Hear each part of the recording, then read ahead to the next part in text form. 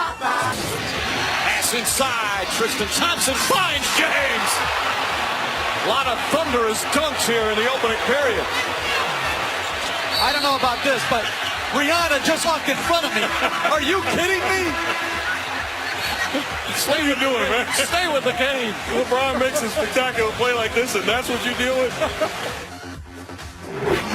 Jeff Van Gundy was ready to risk it all for Rihanna. Today, the Warriors lay the smack down. I'm not mad at you, Jeff. I ain't mad at you. Rihanna shines bright like a diamond, as we know Jeff Van Gundy knows that. I want to get under the umbrella. Westbrook has no time for the finals. Was he watching like Golden Girls? Maybe. Plus, this little dude, check him out. James Harden. James Harden. Steph Curry. James Stewart. LeBron James. Russell Westbrook.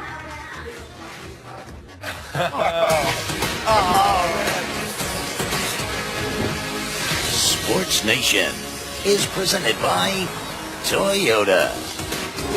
Hey, that was fantastic. Welcome to SportsNation. I'm George Sedano.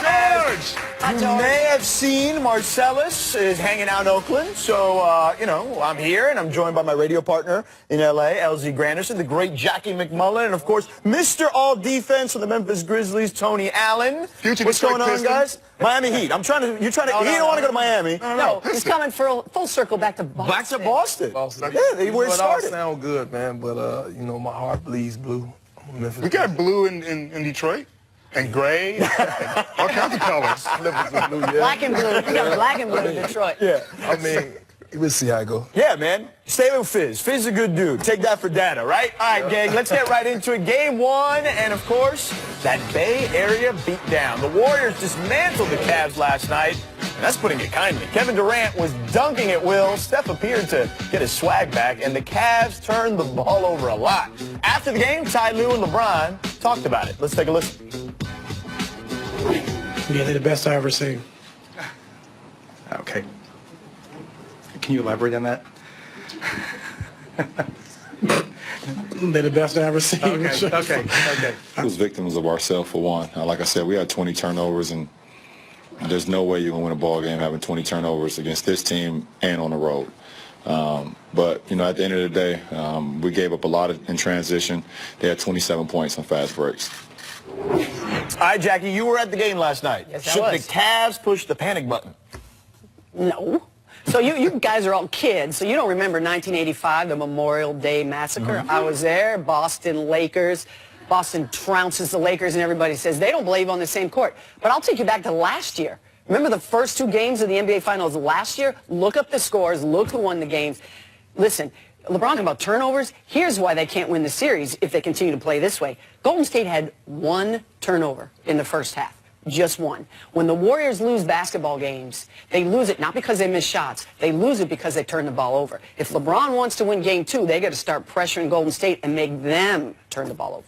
I mean, there are a lot of reasons statistically to look at the game and go, the Cavs should actually be encouraged. Number one, Thompson and Green, only 6 field goals made between the two of them. Number two, the team as a whole held them to under 45% shooting, and they out-rebounded them. That's really encouraging signs. Now, of course, the bad thing is you did all that, and you lost almost 20 points. So I mean, And you should have lost by 40. And you should have lost by 40, especially the number of shots that Green was getting wide open. I was like, Draymond usually buries those shots, so they kind of got lucky in that. But they've lost games one before. They've bounced back, and so I don't think LeBron's panicking at all. Tony? I don't think he's panicking at all neither. You know, obviously, you know, Golden State did what they had to do. You know, they won the first game.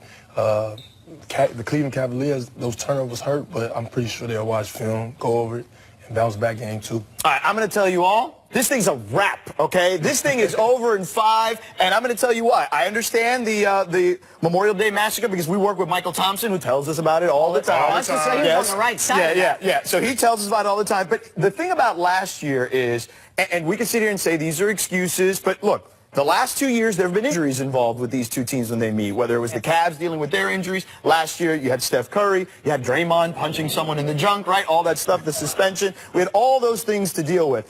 And, LZ, to your point, I would say that the fact that Draymond and Klay played so poorly isn't a good thing for the Cavs because eventually they're going to get going. I didn't say they played poorly. I said they shot poorly. Well, they shot poorly. They affected the team on the defensive end, which was outstanding. They just shot Well, the you know, ball. that's the untold story of this game, right? Yeah. No one's talking about how great Golden State's defense was because we're too busy talking about all the dunks and all the offensive things. Golden State's defense dictated this game. Yeah, and look, compared to last year, though, now you've got a healthy Steph Curry with 2 healthy knees, right? You've got an upgrade from Harrison Barnes to Kevin Durant. So, yeah, so I feel like they're in good shape, you know? No, they're absolutely in good shape. The only reason why I think any of us, including myself, are hedging our bets is because you have the best player on the planet in his prime playing extremely well. And I've learned not to bet against a guy like that. And again, as we talked about in terms of losing game 1 in the finals in particular, LeBron James has only won one game 1 in the finals, and he went on to lose that series against the Mavs. So I would think losing game 1 would be more of a positive sign for him than a winning one. And Tony, you know how this goes. So the one thing Cleveland didn't do that I thought they would do is they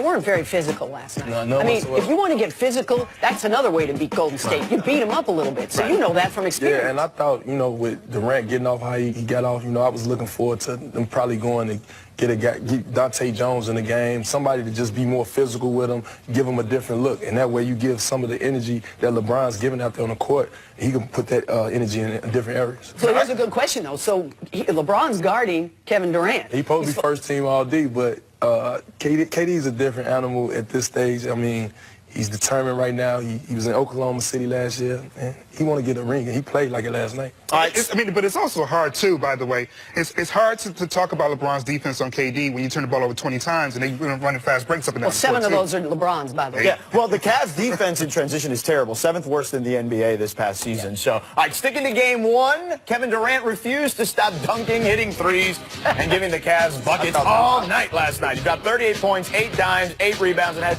0 turnovers in 38 minutes. Tony, did KD send a message to the Cavs? Most definitely. I mean, look at him. He's just looking at fans on the side. He did his thing yesterday. He looked pretty determined. He looked like the MVP was 2014.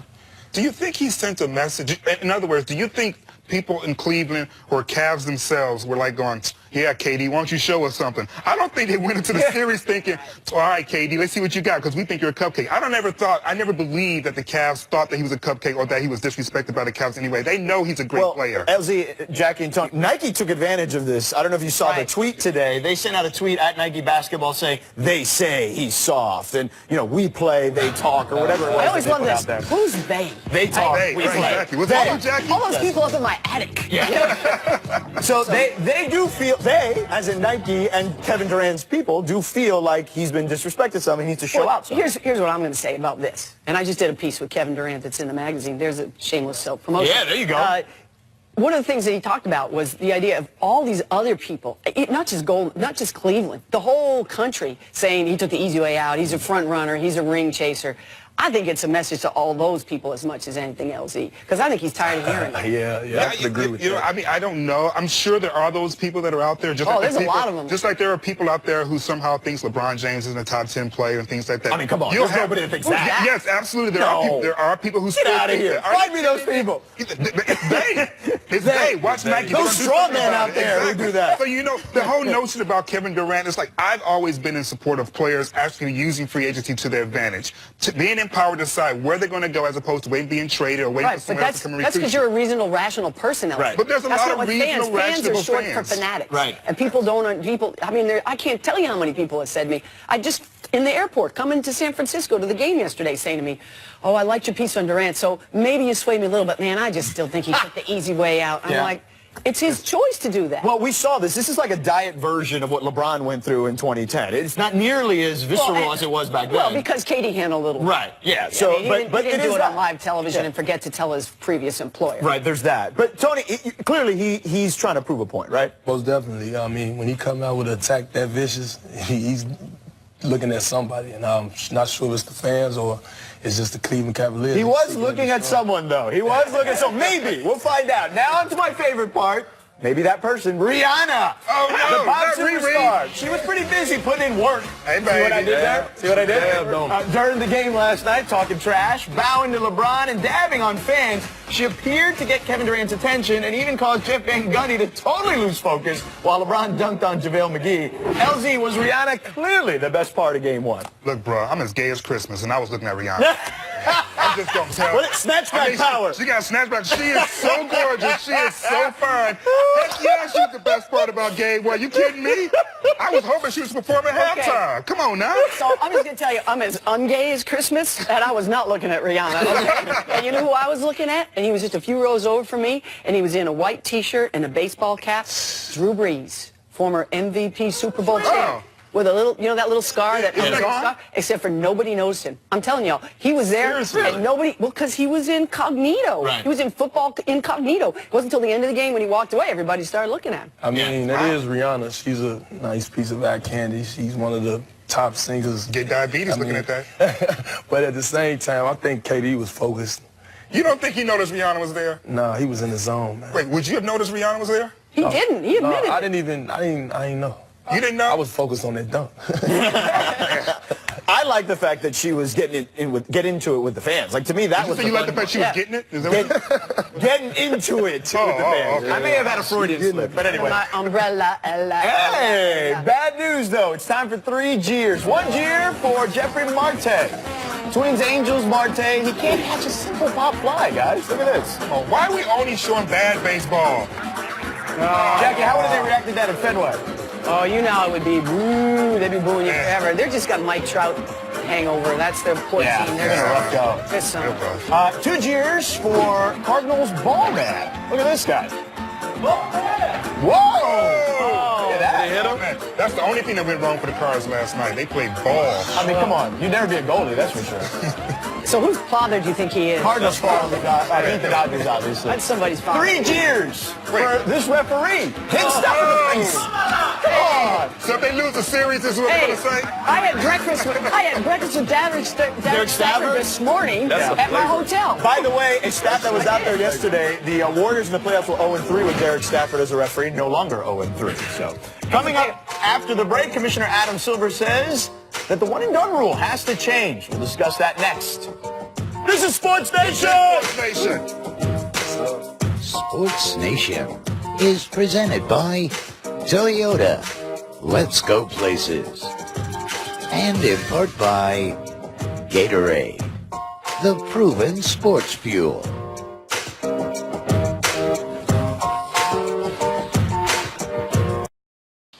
Watching Sports Nation, presented by Toyota.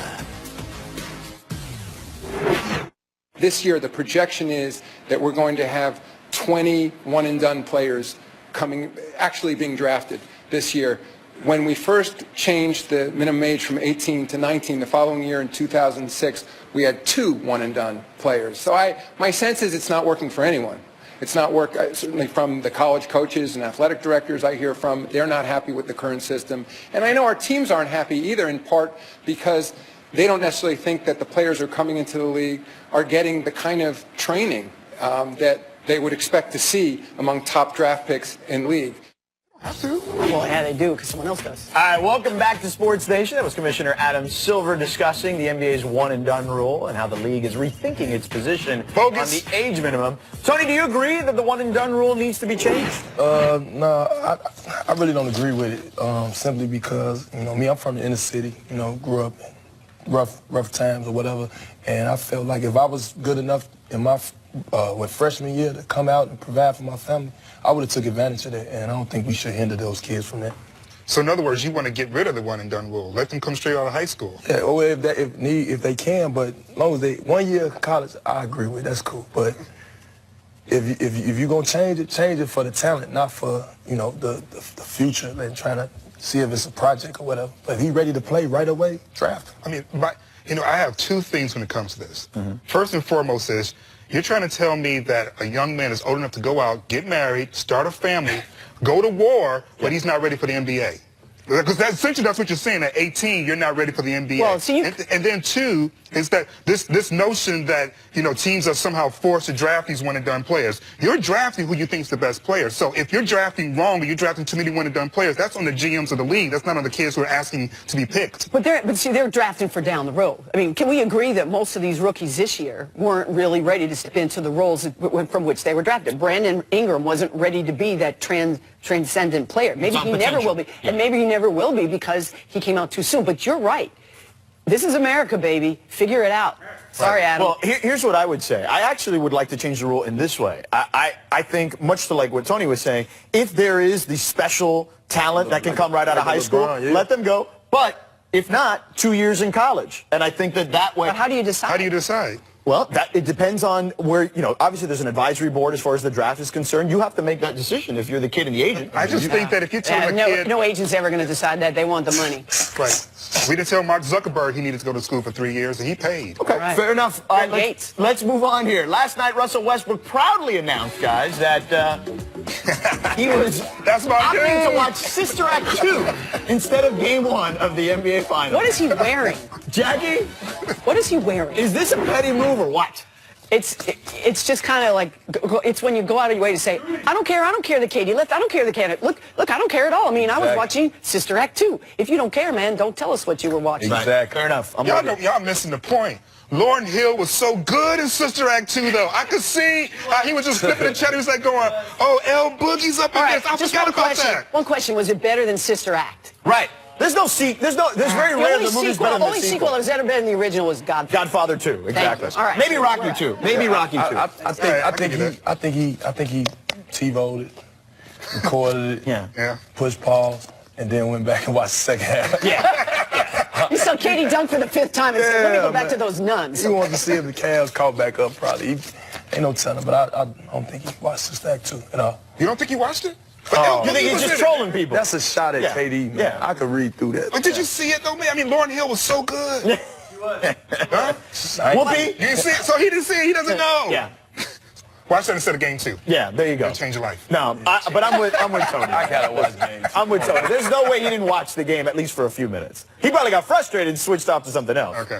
All right. Next, we've got a break coming up. But first, check out Jimmy Kimmel and the NBA edition of Mean Tweets. I love this. Michelle Beadle's hair looks like it hasn't been washed since the late 90s. Well, technically, not all this is even my hair, so maybe it hasn't. Magic Johnson becoming GM is just another reminder that any stupid person can do anything they set their mind to. No. Carmelo ain't doing it.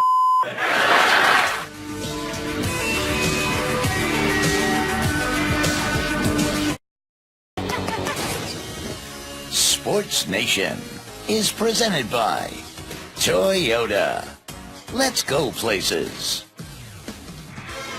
All right, we'll have game number 2, right, LZ? You met him, Dose. Yes, for you on Sunday on ABC. Our coverage starts with NBA Countdown and the crew at 7:30 Eastern from Oracle Arena in Oakland. Some call it the 6. We here call it the 3. Tres. Numero 3. Yes, with Michael Smith and Jamel Hill. They'll be live from right here in L.A., in Los Angeles, 6 p.m. Eastern for SportsCenter on ESPN. All right, time for Tomala, presented by Toyota. What's up, Sports Nation? It's Mauricio Pedrosa with your Tomala of the week. It's Mike Diamond not only knocks out Rick Ogden, he sends him out of the ring. What? Tomala. Gracias, Sports Nation. I'll see you next time. Time for Pulse of the Nation, presented by Toyota. Our Pulse of the Nation question today is, are the Warriors going to sweep the Cavs? Here's what the Nation says. No, 71%. Yeah, George. Yeah, it's not. I didn't say a sweep. I said 5. That's like a sweep. I gave LeBron credit for one game That's because so I respect magnanimous him. of you to give I LeBron respect credit. LeBron so much. I gave him one game. It's going to be closer than you all think. All right, time for winners and losers. Instagram version. Aaron Rodgers joined Instagram and posted this video of him getting buckets in a Zaza Pachulia shirt. The only person Rodgers followed as of this morning was Zaza. He also has a weird avatar photo. Tony, what do you think? You think Aaron Rodgers understands Instagram? No, I think he's trolling, man. I think he's being real funny, man. And where you get that jersey from, anyway? I don't know. How do you get a Zaza? Yeah. Hey, you can order it. NBA.com, NBAshop.com. Come Hey, on. just miss enough shots and people will think you are Zaza Pachulia. Man. Whoa! The shade. I love it. Loser Twitter fingers. Draymond Green's mom was not afraid to let her feelings out on game one and let it be known last night. She tweeted, "The ref is full of poo." And, okay, LeBron throwing elbows. Jackie, should Draymond's mom stop tweeting during the finals? All moms should stop tweeting during the finals. I agree. Even yours, LZ. I'm trying to get my mom on And Twitter most now. definitely so mine. she can Because tweet all me. she's going to talk about is my hair, and I don't want to hear about it, all right? That's it. Are you kidding me? I love the fact that Dre's mom is keeping it like that. I'd much rather this than having little kids interrupt press conferences to tell you the Yes, keep it real, Mama Dre. There we go. Mama. Yeah, she keeping it real. All moms, I believe, should just come to the game, cheer, show the love, give you that big hug after the game. It's very rewarding. Keep it off social media, though? Yeah, keep it off social media. Okay, fair enough. All right, moving on. We got winner, education. Of course that's a winner. Last night's spelling bee. Take a listen. Bauta. Could you use it in a sentence? Heather's brother suggested she post a Tinder photo where she's not wearing a bauta if she wants to get less creepy responses. We know that you're from Fresno. Go Curry. Tony, was the spelling bee more exciting than the NBA Finals last night? The spell. No, okay.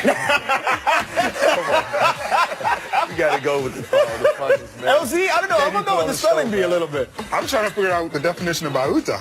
Oh, that I don't know. I'm like going, Can you say it in a sentence? what can she wear? Yeah. Can you use it in a sentence? Say the mask is off or something. I want to see Rihanna in a Bauta. There you go, loser. Next one, we got feet. Ooh. Shaq got a pedicure and posted the experience on social media. Come on, big LZ, fella. we've seen pictures of your feet online too. Should Shaq get a pedicure? First of all, I don't believe that's a pedicure. I believe he needed a blowtorch to actually get it done. I've seen Shaq get a pedicure when I was doing a book with him. He did it while he was talking to me. It's gross, I'm sure. Cover your eyes, people. All right, we're out.